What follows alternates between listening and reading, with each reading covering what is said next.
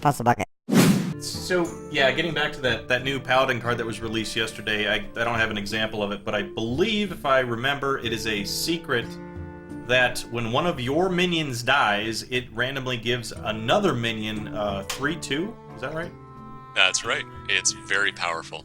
Extremely powerful. I mean, there was some Reddit posts about the potential combinations, and essentially you're bringing up... so let's say you've got a shield bearer, and... Wait, that wouldn't work at all, would it?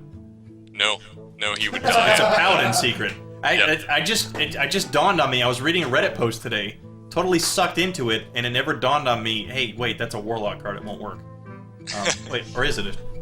No, shield bearer is neutral. You're thinking... Oh, it is neutral. Okay, never mind. Yeah, that would work then. So you've got a shield bearer on the board, something else dies with that secret in play, that essentially becomes a Fen Creeper. Yes, that's right. It's pretty crazy. It's a pretty big taunt. It is. And so it's never gonna... I mean, it's randomly given. To my understanding, you don't actually give it to that person. Or, like, you don't choose. Yeah, you don't get to select which minion. But nonetheless, if you're thinking about a Paladin aggro deck, you throw out a couple of Knife Jugglers, you got your Leper Gnomes, all this stuff. Even if a Leper Gnome gets hit, right? Suddenly now it's a 5/3, if my math is right. And a 5/3 Leper Gnome is a whole lot scarier than a 2/1 Leper Gnome. Oh, yes. Yeah. Because you can have it on, scary. like, what? Turn 1? Turn 2? Well, turn 2, I suppose. You put out the secret, you yeah. point out Even the the Leper buff Gnome. Knife Juggler would be terrifying. It would. The Yeah. Knife Juggler in particular would be awful. I think it's Suddenly fair to say any card that receives that buff is pretty much terrifying. Yeah. To include our friend the Magma Rager. Yes, yes. Which, The Magma Ranger. Magma Ranger, no. the reason I pick on the Magma Rager so much is because that's kind of one of the understood, what they call noob traps, where you're like, oh my god, it's a 5/1, that's awesome, I'll play it in my deck, and then you realize that does nothing. I just thought of a perfect card to go with that buff. Angry Chicken. Exactly. That might Wow. actually, Right you might here. actually see the Angry Chicken make a comeback Yeah. with that card. Angry Chicken in the new Paladin aggro decks. Oh my god. Paladin Chicken decks, I'm calling it now. That's Paladin right Chicken now. decks that's with a Magma 4/3. Rangers would be a great time. A 4/3 in a mage deck, you ping it, that's a 9/2, wow, that's crazy. Yeah. For one, for 3. For 3. A 9/2 for 3. Yeah, I'm getting shivers about this as water guy. We're talking about extreme situations in combo gimmick decks that you won't really see, as something that's consistent. But Yeah, absolutely. everyone likes to watch those cool videos of look what I did with an angry chicken, or Or look the what I did crabs. with a Yeah. light well or a crab. light well, yeah. Yeah. 9/2 Angry Chicken. And that's discounting the Sword of Justice, too.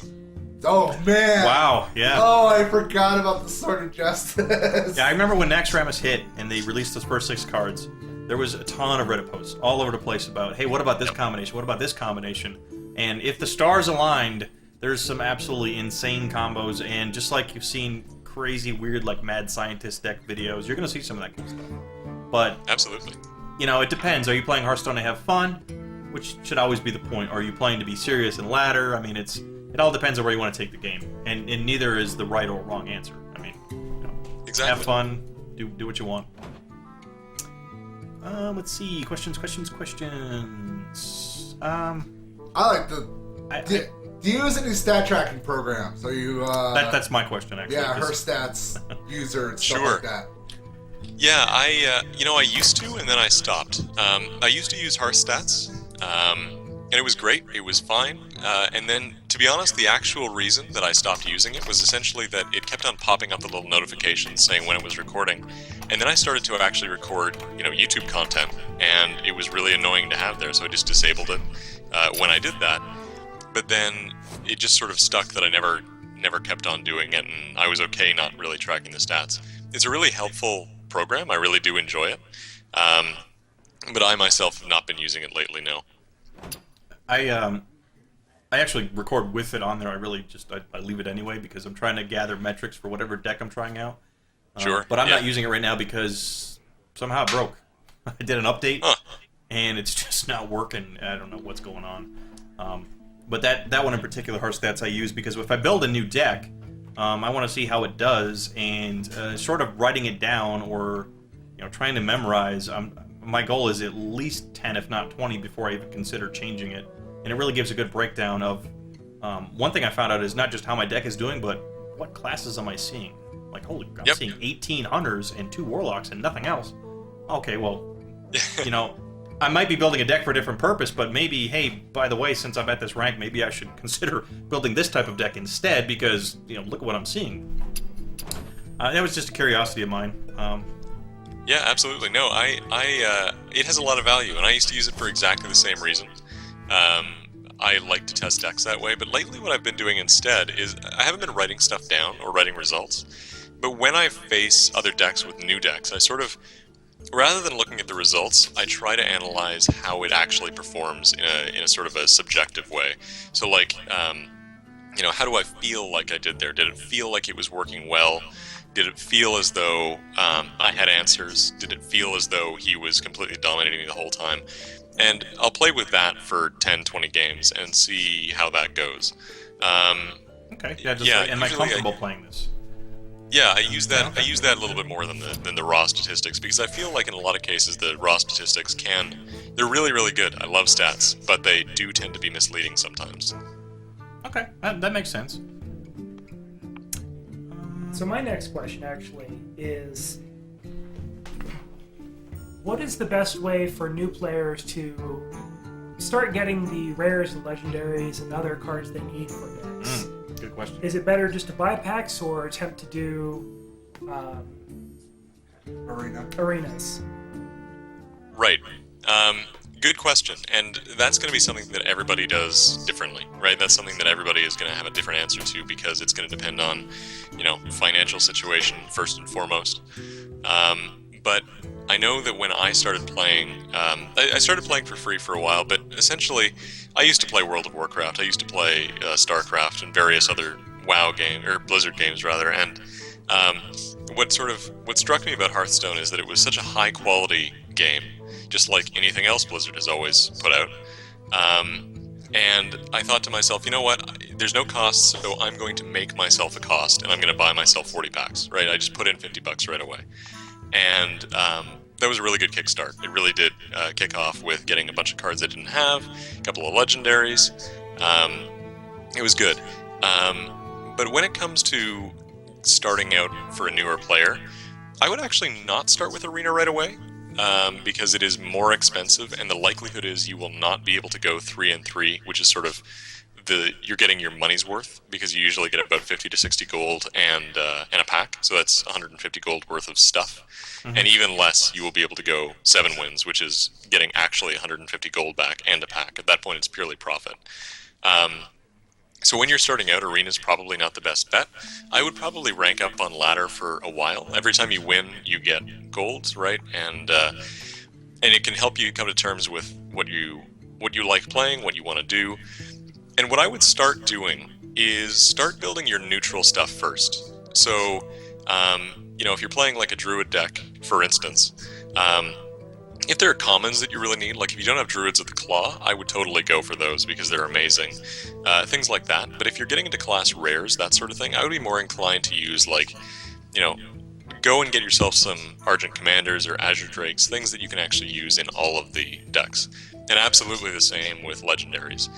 Do not craft class legendaries until you are basically done your neutral legendaries, because nothing sucks worse than having a Tyrion that you will never use and not having Rad. Yeah, absolutely. Yeah. So yeah, use that vanilla test when you're crafting your neutral cards, and get the rares, of the neutral type that actually pass that vanilla test of sorts. I agree. Absolutely. It's a very common question, and I think you explained it really well. Because a lot of people, Putz asked in chat, and when should you start doing arenas? And I never really had an answer, and I've heard a lot of different answers, but I think probably the best one is, don't start with arenas because, well, you can't even get your money back generally. Get comfortable with the game, climb the ladder for a while. That's a really good perspective. Thanks. Yeah, absolutely. Let's see what else we had. A couple more. Looks like everyone's wanting to know a little bit more about Arena. Sure. Yeah. Arenas Arenas, you gotta know your cards, man. Yeah. But it's a very different game too. Like if you look at, we were talking earlier, Hunter's a really good constructed deck class. When you go into Arena, it's not so good. Well, why is that? You can't build that synergy. So, and I'm not an Arena expert, to be honest. I still use ArenaValue.com to help me pick my cards. I do stray from it now. I feel a little bit more comfortable, but it's a whole nother ball game. I mean, are you a big Arena player, or do you know a lot? Can you explain a lot about how Arena works? Yeah, I'm actually I'm a really big Arena player. I like Arena as much or more than Constructed. For me, I think the really big... So I feel like for me there were like 3 stages of doing Arena. The first stage was when I didn't have a clue what I was doing, and I'd pick the cards that looked really cool that I'd never seen before and I didn't have, and then I would lose a lot. And so that was stage 1. And I think a lot of people go through that stage. Yeah, that's pretty much like, whoa, I have access to all these cards. Wow. Exactly. Oh yeah, wow, I never seen Lore Master Joe before. I guess I'll pick him. So that's a there's that. And then there's the phase where you end up going to Arena value sites, looking at Trump's rankings, all that sort of stuff. And that works great. That is the first. That's really the first place to really start getting comfortable with how to do it. But the thing that none of those places will tell you, and the thing that really, really changed it for me from going to I used to average 3 to 4, and now I usually average 6, 7, 8, that sort of thing. If you actually, so what the Arena sites, what the Arena value sites don't do for you, is tell you how to build a deck, sort of without the isolation. What they tell you is what the card's value is in isolation. So they say, yes, this card is better than this card in a void. But you will have already built a deck by then, right? You're 10 cards in, and you see a given choice. You have to make a choice not just based on which card is better, but also what your deck looks like. You have to build your deck just like you build it in Constructed, which is to say, build it towards a goal. So in other words, if you start your draft with, a couple of really high value 6 drops, 7 drops, well, maybe you're going to start to build a control deck, right? But if you start with 2 Leper Gnomes and a Bluegill Warrior, I don't know, they'd have to be pretty bad picks to do those, I think. But if you did start with that, you're going to start a rush deck, right? You're going to start building an aggro deck. And you sort of have to make decisions based on the archetype that you're building. So you can't just pick in a void, you actually do have to build towards something that matters. And once you start doing that regularly and consistently, you actually will have a lot more success, I think. Hence why you should ladder first and learn those deck archetypes and how to build your decks before you go into Arena. That absolutely agree. Is there a good general rule for removal spells and creatures? If you're building more aggro, X number of removal and Y number of creatures versus control? Or is it just based on really what you get? Yeah, it's what you get. I mean, for me, my general rule is that if you basically get your class AoE spell, certainly take it the first time. So if Consecration comes up, you're playing Paladin, take it immediately. If a Flame Strike comes up as a mage, that's an automatic take. Starfall or Swipe comes up as a druid, you take it. But then after that, you start to pay attention to sort of what you're doing. I think that if you're playing a Shaman, for instance, you definitely want a Hex, right? You want 1 copy of sort of the major class removal, because that's very strong. But I'm not... past that, you got to use your judgment. Past that, you sort of have to say, okay, so this is the sort of deck archetype I'm building. If I'm building really hardcore aggro, I'm not going to need 3 Consecrates. It'll be helpful, but I'm not going to do it. Things like that, Okay. I'm actually taking a few tips here. I'm going to go back and play some Arena later on tonight. my top is... It's the last night of the season. What are you doing? You gotta... Well, that's why I play Arena, because it's not going to affect it. My top is 7 and 3. I think I average around 4 right now, 4 or 5. Still striving. I don't care if it's 12 and 0 or 12 and 3. I'm still trying to get to that 12. But for right now, I'll take 8 because that'd be the new personal best. Yeah. Well, that's the way you got to do it. You can't aim for 12 and just hope, especially because what ends up happening. I don't think a lot of players know this. You get matched up against people who have similar win rates to you. Yes. So So if you just started out, if you have 0, you might go against somebody who has an incredible deck because you just started. but also, you know, it's somebody else who's just started. If you have 2 losses and 0 wins, you're going to go up against someone with 2 losses and 0 wins. Right. Once you get up to playing against people who are like, you know, 10, 11, 12 wins, these people are incredible players. I have only actually done 12 wins once. I've done 10 a number of times, but 12, I've only done it once. And I actually have that on my YouTube channel if you'd like to go see it. I think we'll link that out, actually. Yeah, I like it. Yeah, absolutely. I can throw that in the chat myself, actually, or just my channel generally. Yeah, I'd like to see some of the other videos. Yeah. Yeah, absolutely. So, here, let me just See here, going back a little bit, we kind of missed a few questions that were non-arena related. Scotch asked, what would you recommend playing versus aggro at rank 10 to 5? Yeah, that's a good question. Against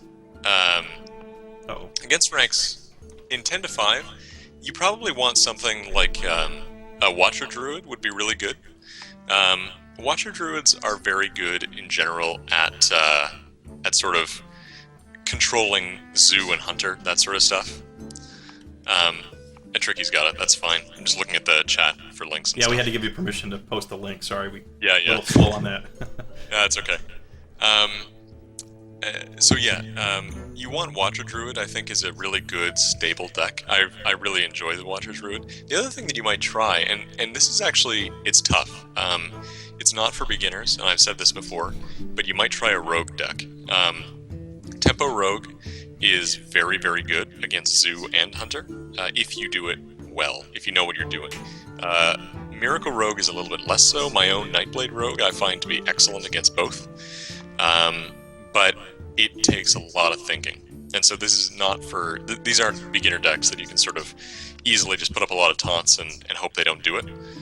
That's more for Watcher Druids. But for variability and the ability to sort of play well against a lot of different deck types, including aggro, I'd definitely go Rogue.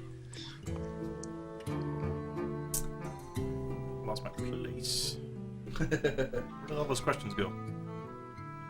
Arenas. I think it was most of the right questions. Any cards that you recommend crafting right away in a neutral deck or save up for legendary craft? Right. It's almost never worth it, in my experience, to save up for a legendary if you don't have a lot of key commons and rares. And so, like, there aren't very many epics that I would think are neutral that matter. But things like, if you don't have Harvest Golems and Defenders of Argus and Azure Drakes and Argent Commanders, those are things that just popped to my head immediately. Yeah. If you don't have those, you have no business saving for a Rag or something like that. You really need to get your core neutral commons and rares first.